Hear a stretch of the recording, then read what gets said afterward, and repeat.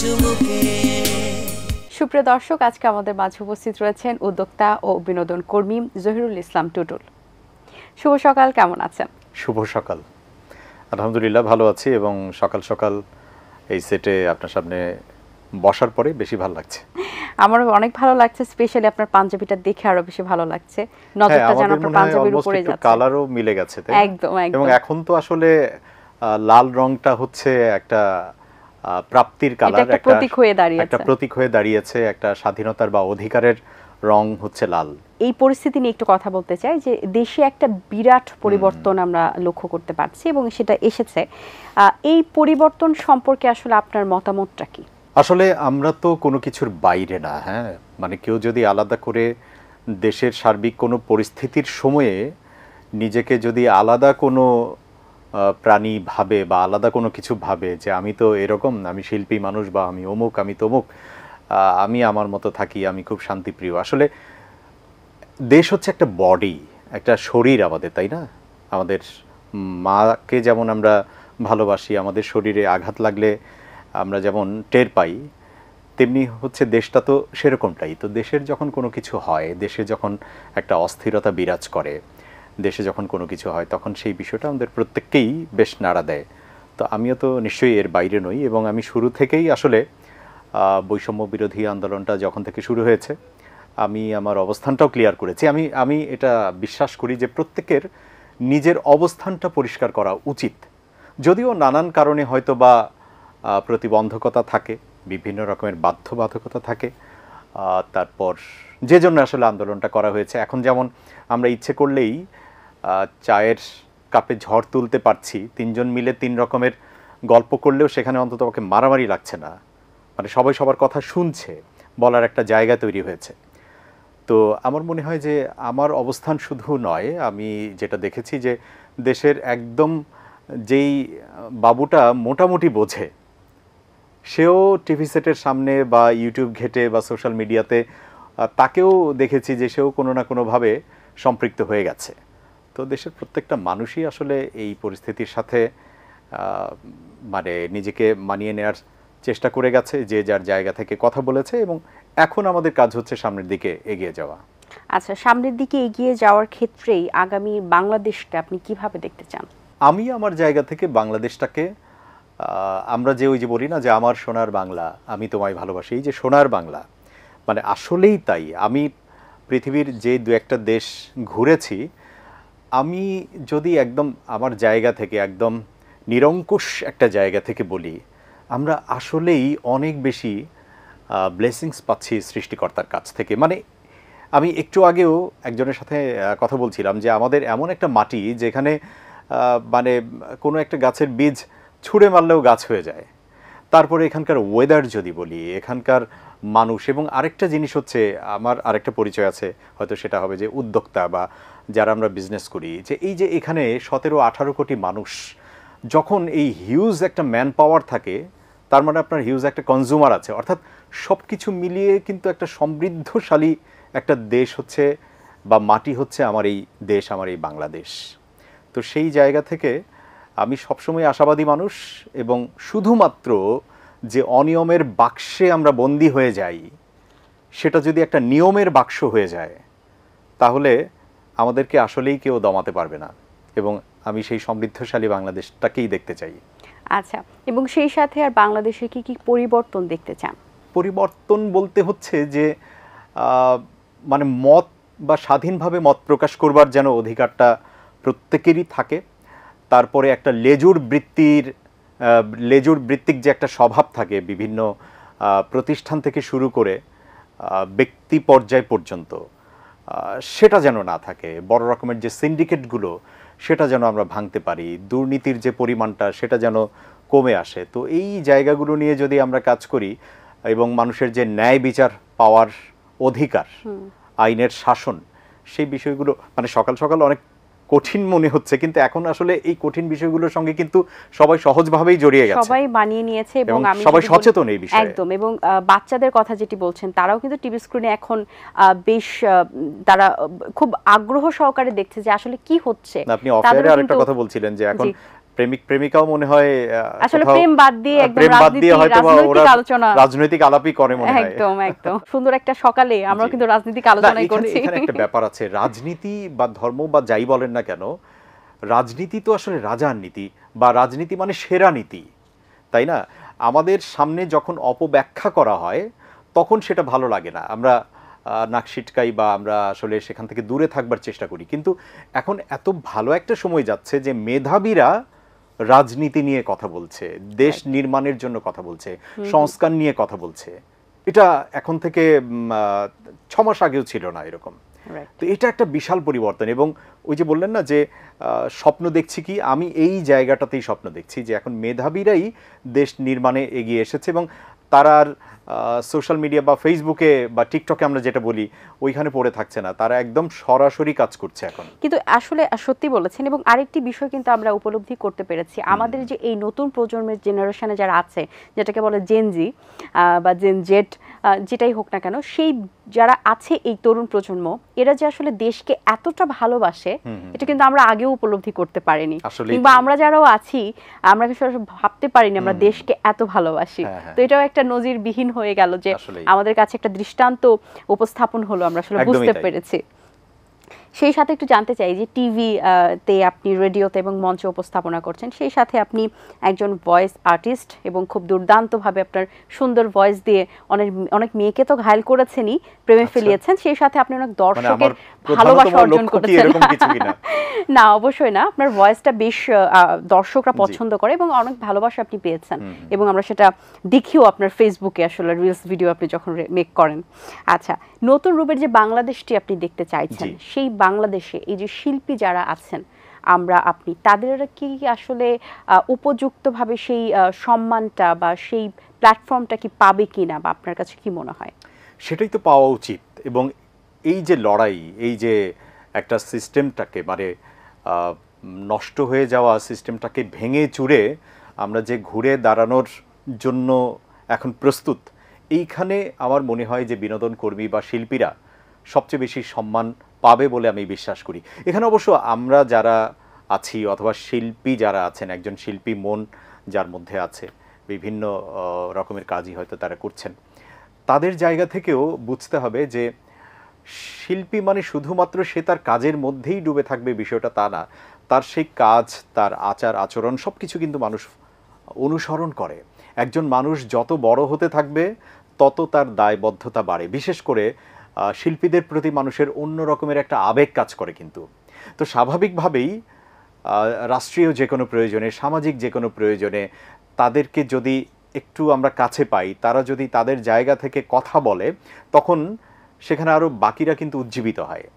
তো সম্মানের জায়গাটা হচ্ছে খুব নিজের, কিন্তু প্রথমত নিজের জায়গা থেকে নিজের সম্মানটাকে এনশিওর করতে হবে, নিশ্চিত করতে হবে যে আমি আমার যে কাজগুলো করব সেই কাজের মাধ্যমে যেন অসম্মানজনক কোনো কিছু আমি না করে ফেলি।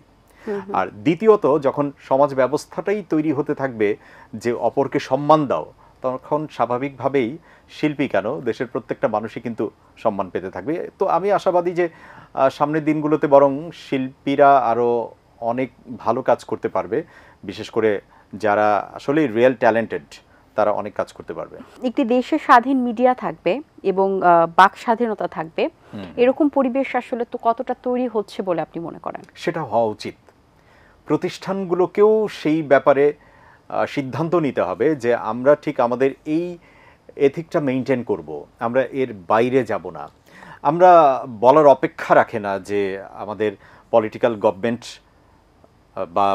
গভর্নমেন্টে যে যখন থাকে আমাদেরকে কিন্তু আমরা মিডিয়াগুলোকে দেখি বা গণমাধ্যমকে দেখি যে ঠিক এক ধরনের একটা দলবাজির একটা ব্যাপার কিন্তু চলে আসে, অথবা ধরেন আমাদেরকে কিছু একটা বলে দেওয়া হচ্ছে, একটা প্রেসার থাকে, অনেক কিছুই থাকে, সেখানে প্রেসার, ভয় থাকে, ভীতি থাকে যে এই সবাই কিন্তু সবার সেফটিটা অনেক বেশি চিন্তা করে, বন্ধ করে দেয় কিনা, অনেক রকমের ভীতি কিন্তু কাজ করে।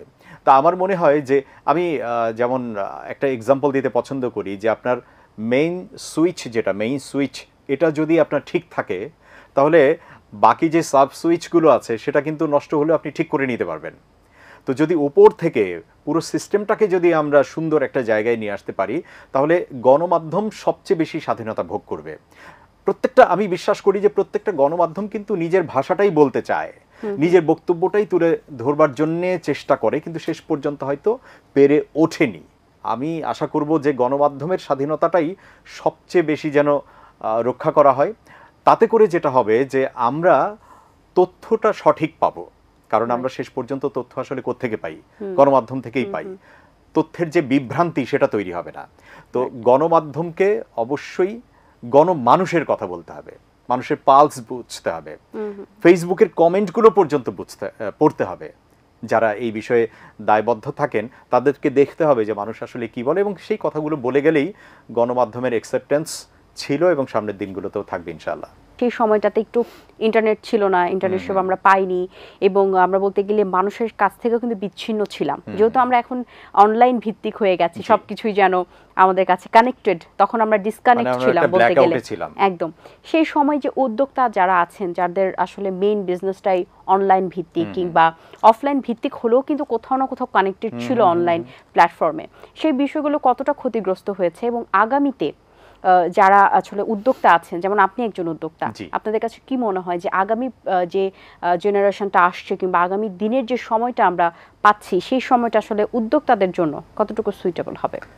একজন উদ্যোক্তার জায়গা থেকে, অথবা আমরা যারা ক্ষতির সম্মুখীন হয়েছি ওই কয়েকটা দিন ইন্টারনেট বন্ধ করে দেওয়ার কারণে, আমরা আশা করব, আমি অন্ততপক্ষে আশা করব যে ভবিষ্যতে কোনো মন্ত্রী যেন মঞ্চে দাঁড়িয়ে না বলে যে ইন্টারনেট বন্ধ করা হয় নাই, বন্ধ হয়ে গেছে, এরকমটা যেন কেউ না বলে। কারণ তথ্যের যে প্রবাহ, এটাকে আপনি কোনোভাবেই ঠেকাতে পারবেন না। এটা হচ্ছে নাম্বার ওয়ান। শুধু যদি তথ্যকে আটকাতে চাই, মানুষকে আটকে দিতে চাই, সেটা আসলে হয় না। কিন্তু কোনো না কোনোভাবে মানুষ আপনার কাছে তথ্যটা পৌঁছেই দেবে। একটা সময় যখন ইন্টারনেট ছিল না, মানুষের কাছে কি তথ্য পৌঁছায়নি? আমাদের ৭১-এর মুক্তিযুদ্ধের কথাই যদি বলি, সেই সময় মানুষ একাট্টা হয়েছে কিভাবে? তখন তো ইন্টারনেট বা এই ধরনের মোবাইল ফোনটাও ছিল না, কিছুই ছিল না। কিন্তু তারপরেও কি একজন মানুষের কাছে আরেকজন মানুষের তথ্য পৌঁছায়নি? পৌঁছেছে। তো আপনি যদি আটকে দিতে চান, পারবেন না। কিন্তু সবচেয়ে বেশি ক্ষতি, যেমন আমি আমার কথাই যদি বলি, আপনি জানেন যে আমার হচ্ছে রাজশাহীতে এই সিজন ছিল, মানে সেখানে আমার ৪-৫টা আম বাগান নেওয়া, এবং ওই ১৬ তারিখে রাস্তায় যে আমগুলো কুরিয়ার করা হয়ে গেল, প্রায় ৬০০-৭০০ কেজির বেশি হবে, সেগুলো কিন্তু, এবং এখন কুরিয়ার এজেন্সিগুলো সবই হচ্ছে ইন্টারনেট ভিত্তিক সেবা দেয়, ওই সিএন নাম্বারের উপরে সবকিছু। তো এই যে বের হয়ে গেল, তারপর ইন্টারনেট শাটডাউন, রাস্তা বন্ধ। তো শাটডাউন হয়ে যাওয়ার পরে তারা কিন্তু আর লোকেশনটাকে ট্র্যাক করতে পারছিল না যে তাদের ওই মালগুলো কোথায় গেল, এবং ৭-৮ দিন পরে যখন আবার কিছুটা ওপেন হলো, ততদিনে কিন্তু সব পচে গেল, নষ্ট হয়ে গেল। এটা শুধু আমার ক্ষেত্রে না, যদিও আমি ব্যক্তিগতভাবে সার্বিকভাবে আমাদের দেশের যে বাচ্চাগুলো রাস্তায় নেমেছে, প্রাণ দিয়েছে, শহীদ হয়েছে, তাদের শোকাহত পরিবার, তাদের প্রতি সম্মান রেখে বলছি যে আমি আমার এই ক্ষতিটাকে আসলে ওইভাবে বড় করে কোথাও বলিনি, বলতে চাইও না, কারণ আমার কাছে এটা কিছুই মনে হয় না। সেটার কাছে আসলে এটা কিছুই না। কিন্তু আমরা সেই পরিপ্রেক্ষিতেও যদি বলি যে এমন অনেক উদ্যোক্তাই আছেন, আসলে তাদের সারা জীবনের যে পুঁজিটা, সেটা দিয়ে কিন্তু তারা ব্যবসা শুরু করেছেন এবং সেটাতেও ক্ষতিগ্রস্ত হয়েছেন। তো আমরা আশা করছি আগামী দিনের যে উদ্যোক্তাদের জন্য যে সময়টা আসছে, সেটা হয়তোবা তাদের জন্য সুইটেবল হবে এবং তারা আগামীতে হয়তোবা এইরকম প্রবলেম ফেস করবে না। আচ্ছা, এবং সেই সাথে একটু জানতে চাই, উদ্যোক্তা হিসেবে রাষ্ট্রের কাছে আপনার আসলে কি প্রত্যাশা রয়েছে? একটা নীতিমালা থাকা উচিত, মানে যে যার মতো করে আমরা হয়তোবা করছি বা শুরু করেছি, অনেকেই করছেন এবং নিজের জায়গা থেকে চেষ্টা করছেন, এবং প্রত্যেকেই কিন্তু ভীষণ রকমের পরিশ্রমের কোনো বিকল্প নাই। কেউ যদি আসলে উদ্যোক্তা হতে চান বা নিজে থেকে কিছু করতে চান, তাকে পরিশ্রমী হতে হবে, তাকে দৌড়াতে হবে, ঘরে বসে থেকে আসলে কোনো কিছু হবে না। কিন্তু একটা নীতিমালা যদি থাকে, সঠিক নীতিমালা যদি থাকে, নিয়মকানুনগুলো যদি বলে দেওয়া হয়, সরকারের পক্ষ থেকে যদি সহযোগিতা থাকে, বিভিন্ন রকমের থাকতে পারে, ট্রেনিংয়ের ব্যবস্থা যদি থাকে, তাহলে আমার মনে হয় যে আরও বেশি কাজগুলো গোছানো হবে এবং এটা দেশের জন্য অনেক বেশি লাভজনক কিছু হবে। খুব তো গুরুগম্ভীর কিছু আলোচনা আমরা করলাম, বেশ আসলে সকালের সময়টা রাজনীতি ভিত্তিক হয়ে গেছে এরকম মনে হলো।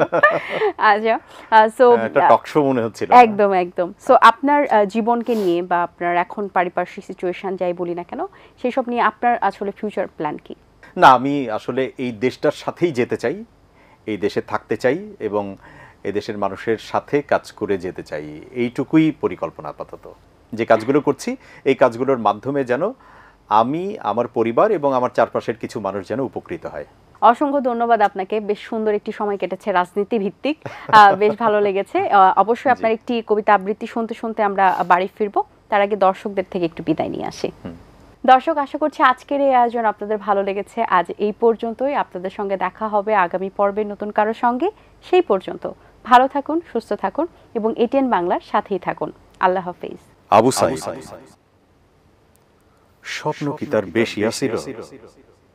একটা চাকরি পাইয়া সংসারটা সচ্ছলভাবে চালাইতে চাইছিল, বোনের স্বাদ মিটাইতে হইতে চাইছিল বিসিএস ক্যাডার, কিন্তু সেই আবু সাঈদ সিনা টান কইরা পুলিশের গুলি খাই, পুরা দেশ জায়গা উঠল।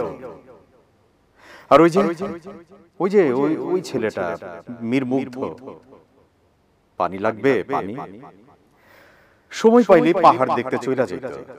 তার ফেসবুকে আপলোড করা ছবি আর ভিডিও দেখলেই বোঝা যায় পাহাড়ের প্রতি তার কি ভীষণ মায়া। সময় পাইলেই বাইক নিয়ে বন্ধুদের সাথে হই হুল্লোড় করত, মুখের হাসিখানা আহা ওর নামের মতোই। আর আজ পাহাড়ের মতন সবার কাছে মাথা উঁচু কইরা চইলা গেল। জাহিদুজ্জামান তানভীর ছেলেটা কি সব যন্ত্রপাতি নিয়েই থাকতো সারাক্ষণ, রোবট বানাইতো, উন্নত ড্রোন বানাইতো, স্বপ্ন পূরণ করতে পারছিল, কিন্তু তারপর বেশি দূর আগাইতে পারে নাই, নতুন কিছু ভাবার আর সময় পায় নাই। সৈকতের কথা মনে আছে? ওই যে দুই বোনের কলিজা, বোনের পোস্ট দেখাই বোঝা যায় বুকের ঠিক ঠিক কোথায় যাই আঘাতটা লাগছে। তারা নাকি হাসতে ভুইলা গেছে। কি কইরা হাসবো কোন? তাদের আদরের টুনা যে তাদের হাত ফসকাইয়া চিরদিনের লাইগা চইলা গেছে। এই 11 সেপ্টেম্বর 20-এ পা দিত, কিন্তু পোলাটা 19-এই আটকায় গেল। এই পৃথিবীতে আর ওর বয়স বাড়ল না। ফারহান ফাইয়াজের কথা এত তাড়াতাড়ি ভুইলা যাওয়ার কথা না। হাস্যজ্জ্বলা ছিল পোলাটা, বয়স 18 হয় নাই এখন, বাচ্চা মানুষ। বন্ধুরা ওরে ধইরা যখন রিকশায় তুললো হাসপাতালে নেওয়ার লাইগা, বারবার রক্ত মাখা শরীরটা ঢইলা পড়তেছিল নিস্তেজ হইয়া। আর ওই যে তামিদ মাত্র 9ম শ্রেণীতে পা দিছে, চেহারা থেকে পিচ্চি ছাপটা পর্যন্ত কাটে নাই। মায়ের আদরের ছেলে, শান্ত চোখ জোড়ায় কত স্বপ্ন, মুখে হালকা হাসি। ওই হাসি মুখটা যখন ব্যথায় কুকড়াইয়া উঠল, তখন বিভৎস চেহারা, আহা এটা কি আর সহ্য করা যায়? শেখ আহমেদ শান্ত লিখছিল ফেসবুকে, যে হৃদয়ে শাহাদাতের উচ্চাকাঙ্ক্ষা লালন করে সেই হৃদয় কখনো হতাশ হয় না। মানুষ কি মরার আগে বুঝে সে কেমনে মরবে কি জানি, কিন্তু শান্ত চাইছিল শাহাদাতি মৃত্যু, খোদাই তারে হতাশ করে নাই, কবুল করছে। আর ওই যে ইরফান ভুইয়া, কালকে নামতেছি, এর শেষ না হওয়া পর্যন্ত আমি আছি। পোলাটা নামলো, গলা ফাটাইয়া অধিকার চাইল, তারপর আর ঘরে ফেরা হইল না। আর কত ঘটনা লিখতে গেলে ফুরাইব না, রক্তের দাগ কখনো ফুরায় না। তারপর হয়তো অনেকদিন কাইটা যাইব, মানুষ আস্তে আস্তে স্বাভাবিক হইব, নিয়ম কইরা দৌড়াদৌড়ি করতে যাইয়া অনেক কিছু ভুলবো। স্মৃতিগুলা, ছবি, ভিডিও সবই থাকবো সবার কাছে, কিন্তু এখনের মতো রক্ত গরম হওয়া ভাব থাকবো না, গায়ে কাটা আর দিব না। আমাগো জেনারেশনটা কাইটা যাইব, হয়তো ইতিহাসে ঠাই পাইব রক্তাক্ত 24 নামে। সিনেমা হইব, নাটক হইব, কবিরা কবিতা লিখবো, আর উপন্যাসিকরা মোটা মোটা উপন্যাস। পরের জেনারেশন ইতিহাস পইরা জানবো, কিন্তু এখনকার এই যে উত্তেজনা, সেইটা তো টের পাইব না। কিন্তু এই যে যারা জীবন হারাইল, মায়ের বুক খালি হইল, ওই বুক তো আর ভরবো না। দিন আসে দিন যায়, সময়টা চলে যায়, তবু আছি এই বেশ ভালো। জীবনটা রঙময় যেভাবেই হওয়া চাই, নয় কভু সাদা কালো। এই আশাতে স্বপ্ন ভাসে, সুখ হাসে চোখে মুখে চায়ের চুমুকে।